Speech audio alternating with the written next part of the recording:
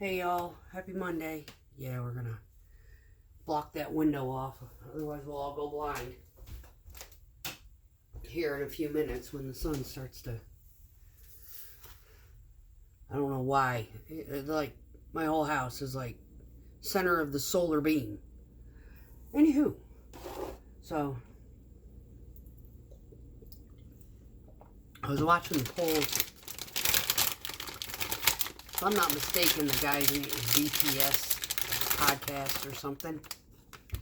It's the guy who runs that is the one who actually convinced Joe Rogan to do the Trump interview.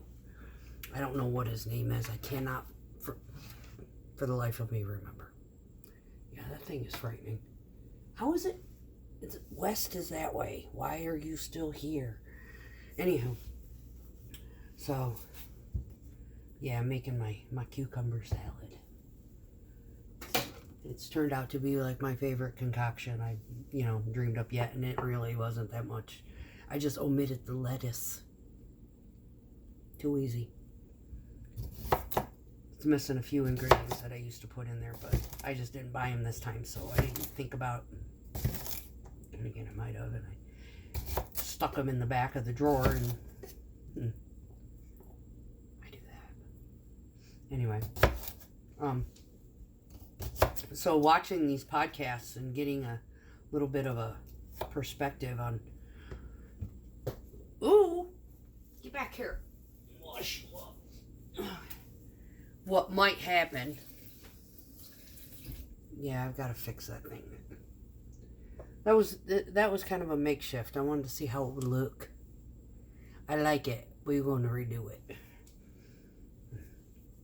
It was kind of like a prototype, but it's been about 4 years sitting there all fucked up. It wasn't fucked up until I started moving it around trying to figure out where I was going to put this fucking island in this kitchen. Anyway, so yeah, I just couldn't decide because it's weird shaped. It's just one big rectangle with this weird notch out. There's a wall there for it's a closet behind it. It's like, why didn't you just take it all the way and leave a small closet? Who built these fucking houses? They're on drugs. Anyway, so, yeah, look, it's mine. I bought it. So now we're going to put a closet in there. But, yeah, because I rerouted the water heater to right behind that wall. Used to be out in the pantry. I was like, fucking put the water furthest away from all the receptacles. Who does that? Dumb people. So, yeah, little improvements here and there. It's like, this house is too small for 3 bedrooms. The third bedroom is a closet. My third bedroom, my smallest bedroom in this house is smaller than my sister's closet in her house in Aurora, Colorado. I'm not joking. Yeah. So no, I don't have the best of everything. I do have a really good job. It pays me really well for an individual and being single and not having any secondary help with bills and whatnot. I do okay. So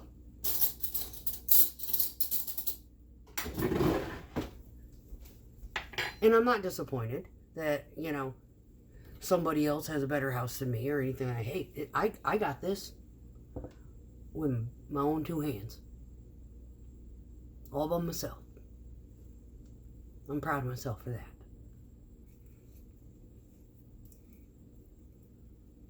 You don't got to have the best. You just have to be, earn what you got and be proud of what you got. And I'm kind of proud of what I got. You know what? It's an older house. I can do whatever the fuck I want with it. I own it. Want to tear the walls down? I'll tear the fucking walls down. Beats renting and having noisy neighbors.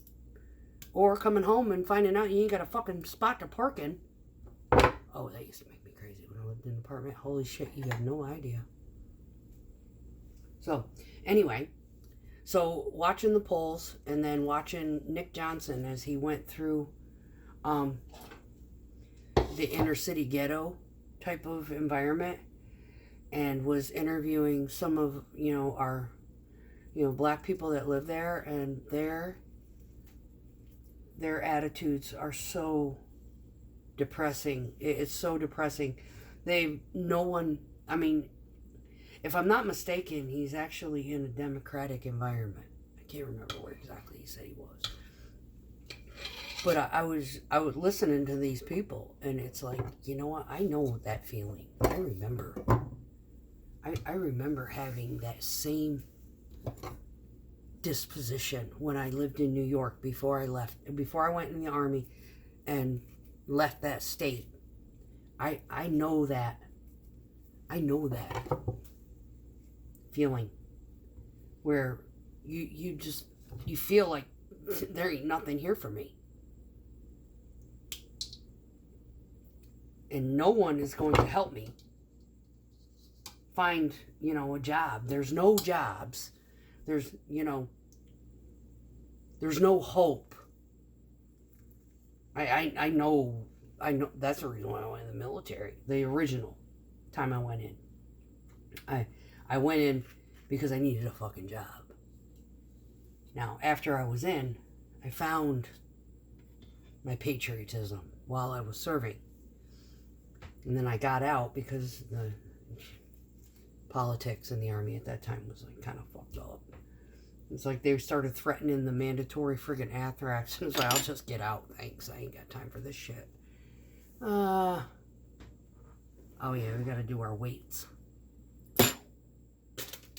We gotta do miles and weights and all that every month. See how much shit is being built up on our trucks. The crud factor, it basically monitors how nasty they are. I got a text message as I was recording from my manager. You have a sheet on your seat. Yes, I know the routine. We'll get to it.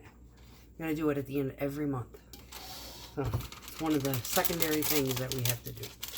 So anyway, when I was watching Nick Johnson's interviews, I got this weird emotional. It's like I almost started crying. I almost started crying listening to these guys. The one guy was like, "No, I don't want to get shot." And then for some reason, the thought of when I was in Germany, me and a couple of the other guys, we'd left Vilseck to or Garmisch, and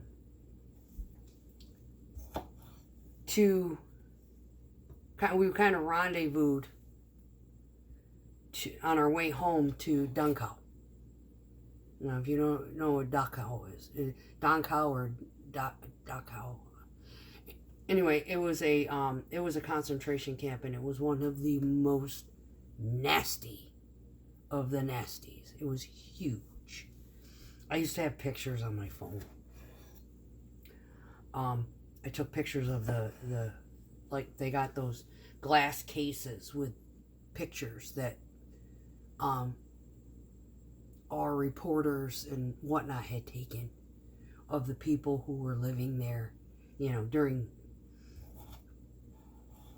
I don't know if you've ever seen the documentaries. I mean, I'm pretty sure that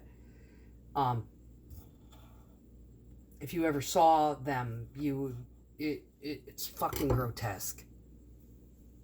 It's grotesque what these people had gone through. Now, the reason why I immediately got that thought in my head was because the people that lived in Germany at the time when all of these Jews were being brought to these concentration camps, what had happened was the Nazi regime had put the fear into the community. Now, the Jews are being persecuted for being Jewish, not Christian. Christians are being persecuted here, or basically frowned upon by the Democratic Party for not being atheist or, whatever. You see where I'm going? I mean, she literally, you know, shunned 2 Christian young men out of a rally because they were kind of standing up for the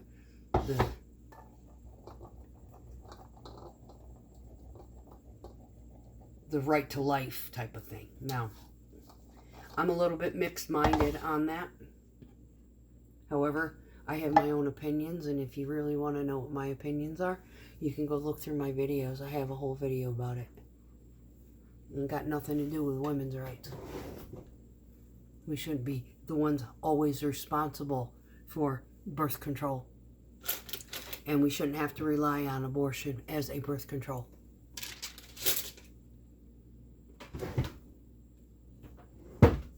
Period.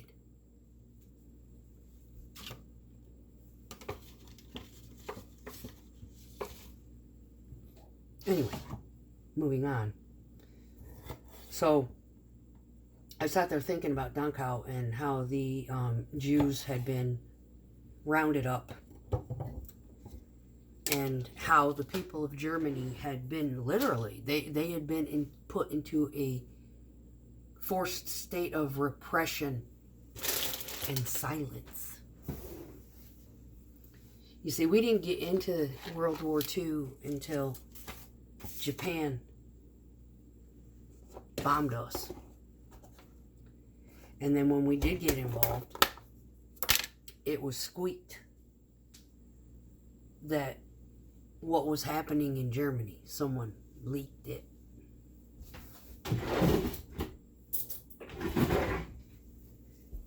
Prior to that, it was whispered about, but no, we could not believe that anybody could be that inhumane. Boy, were we wrong.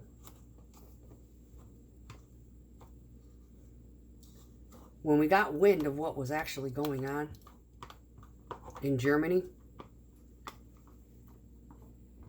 when the American soldiers came in and started to occupy Germany, to stop whatever was happening, because they were like, there's no way. And sure enough, in their face, emaciated bodies that had been dead for days on carts. The stench. The crematorium was running 24/7, burning bodies that had literally been starved to death in these concentration camps. There's a book, God, I can't even remember what it's called. It's called Night. He describes it, but it's come to find out that it was, he says it's kind of like an autobiography, but there's whispers that it's not an autobiography, you know, that it was all fabricated. But I've been to Dachau and reading that book, and it's actually for sale in the shops in Germany at Dachau. It's now a kind of a sightseeing thing. And what this book explains is basically what they kind of narrate as they bring you around and they show you, you know, here's where the chapel was, and they were stacked 3 to 4 high in these bunks. He, in that book, it describes, I'm a creature, it describes how his father had contracted dysentery and he later died, but he was in so much pain, and if they had made any noise, then the guards would come in and beat them. So the whole bed, I mean, it was literally 4 deep, 4 high. They were all sleeping next to each other like sardines, stacked in there. It was the most grotesque living conditions you could ever imagine. And they were starved and worked to death.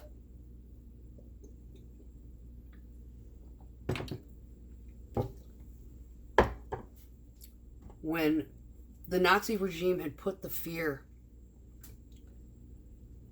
and basically a thumb on the regular German population, basically scared them to silence. That is how they took over Germany. That's communism.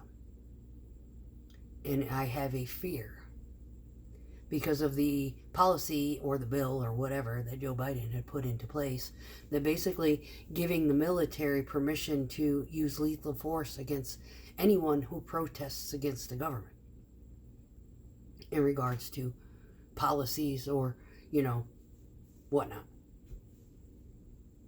That's what Hitler did.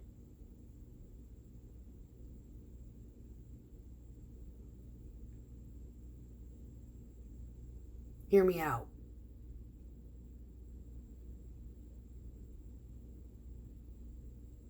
I'm a 52-year-old, came from a middle-class family who my parents made me work as a teenager in order to earn my school clothes money.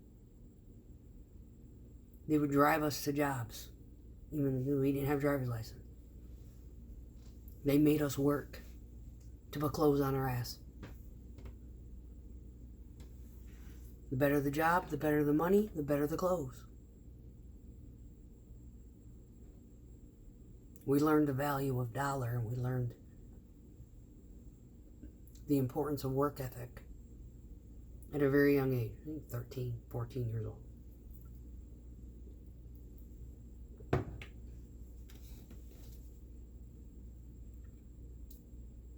If you do not want America to turn out like Germany,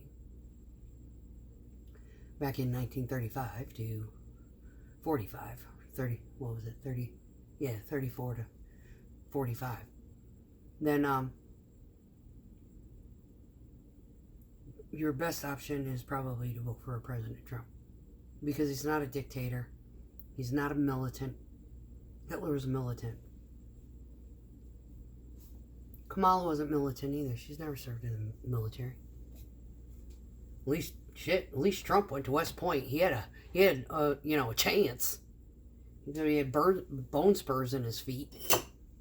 It doesn't surprise me that they, refused his service. Denied his, entry because of bone spurs. It doesn't. I had an uncle, it's a standing joke in my family, that when they were drafting for military service, and Trump wasn't part of the draft, he was in West Point. He was already committed to going. He just couldn't do active service because of issues with his feet. When my uncle had tried to enlist, they denied him. This was before Vietnam. They denied him because he had, I don't know what the medical term for it is, but one of his boys decided to stay up. He never dropped. But as soon as they pulled the draft, they didn't give a shit if he had 2 drops or not.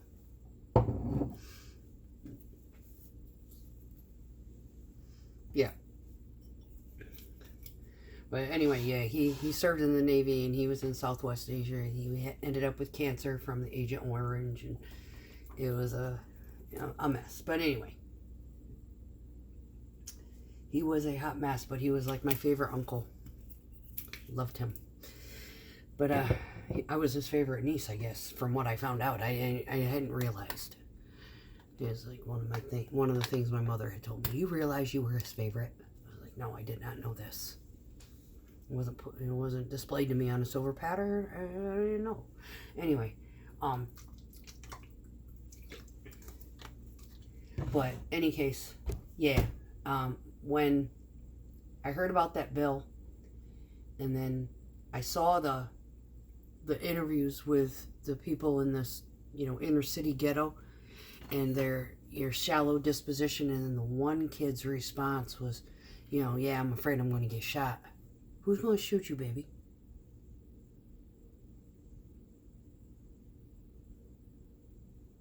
Who's going to shoot you? Because it ain't going to be me or any of the people that support President Trump. None of us are going to do that.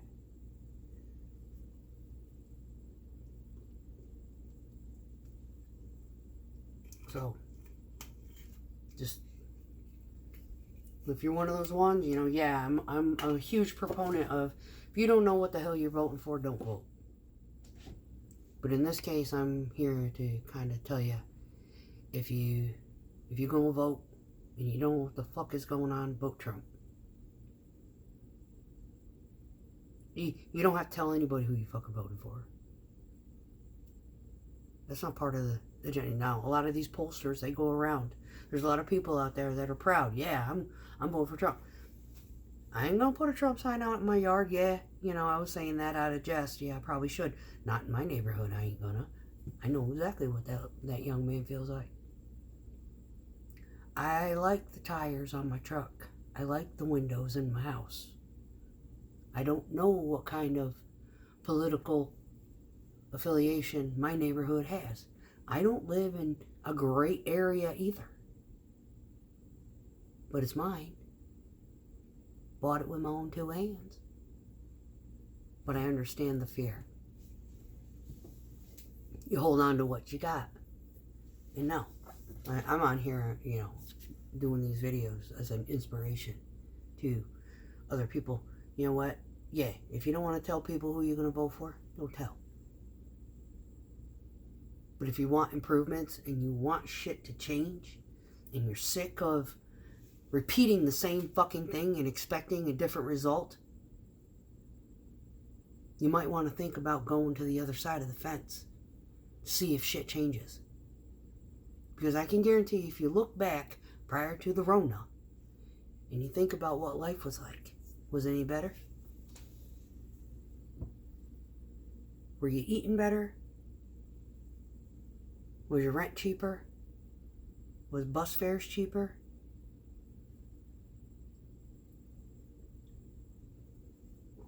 A lot of these cities, like during all of the protests and everything, a lot of that stuff and a lot of the division that was created in this country was the Democratic Party instigating people's emotions to react.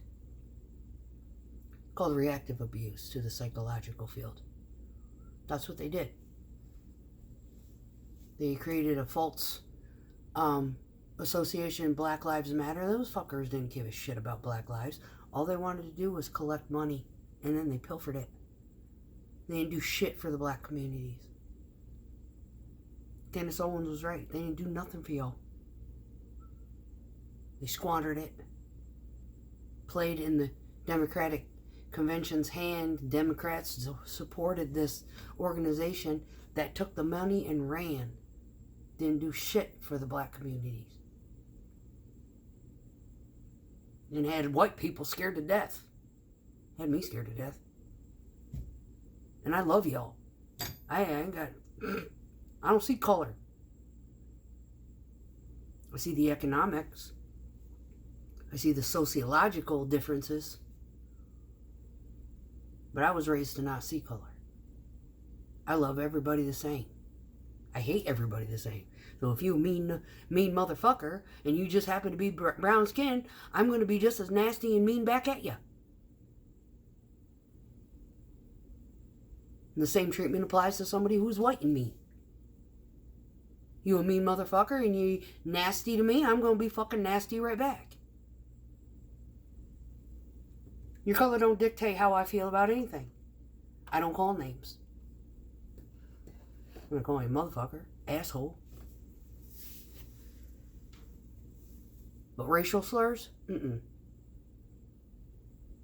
There's the nastiest word in the book, and rappers use it all the time, and it just makes me sick. That's why I don't listen to this shit. I love rap music. What was that? Sugar Hill Gang. I was 7 years old when that song came out. I fucking love that song to this day. I loved hip-hop and rap. Until it got gangster rap. And everybody started using that N-word. And I got disgusted. And I stopped listening to it. Because that word is fucking repulsive. Nobody should use it. Ever. It's old and nasty. I am more fun. Say the F word 400 times in one sentence. I am not nearly as offended as hearing that freaking word once.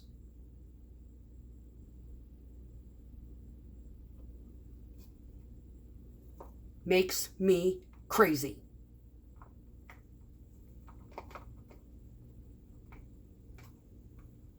Maybe it's because I come from a history, a family history of where we were discriminated against. You know, not because of our skin color, but because of our upbringing, because we were poor.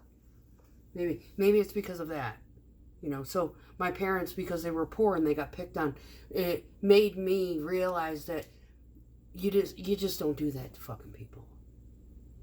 Have a little bit of compassion. Not everybody is as well off as you.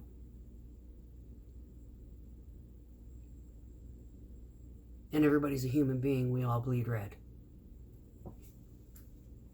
Well, that's how Trump sees it too, even though he was an overprivileged white guy who was raised in New York City. But he was raised with a humility that when he looked around and he saw people suffering, he felt bad that he had it so good and other people didn't have it so good. He did whatever he could. It made him more motivated to be able to get the money, to be able to give the charities, to take care of people, to give to people who deserve it. Try to help those communities.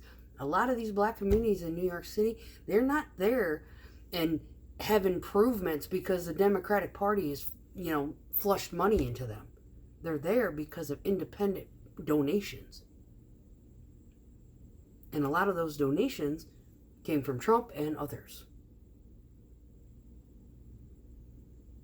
New York is one of them. That's his city. That's the one he lived in.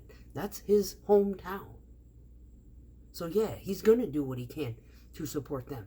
The guy, you got billionaires and celebrities and whatnot. How much money is Beyonce dished out to help improve Chicago? Or Houston? Or Dallas?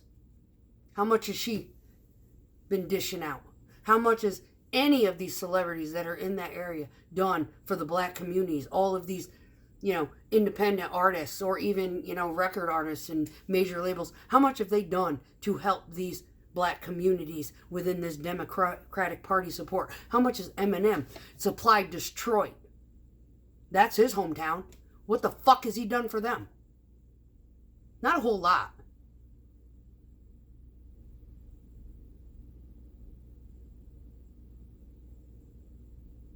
Don't say I'm wrong.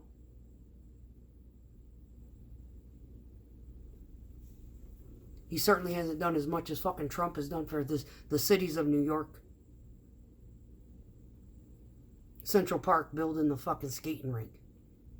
Dishing money into these inner cities. Try to clean up the fucking neighborhoods. Cleaning up Central Park.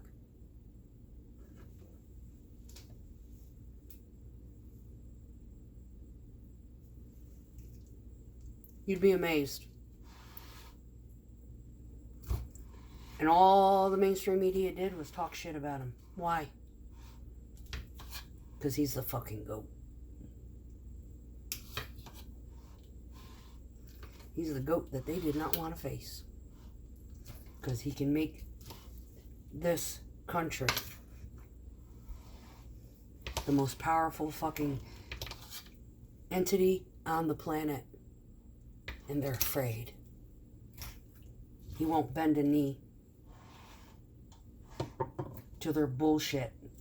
The same dumb bullshit that they had Hitler under. Yeah. They didn't kill Hitler. He fled to Argentina. One day you'll read about it. One day the truth will come out. But until then, you go ahead and you keep voting Democrat if you're a Democrat and thinking that shit's going to improve. Because, you know what? It only got worse once they took over. They couldn't bring it back to what Trump had it the first fucking year he was in office. We had 3 straight years of fucking bliss. And they destroyed it with a false fucking virus.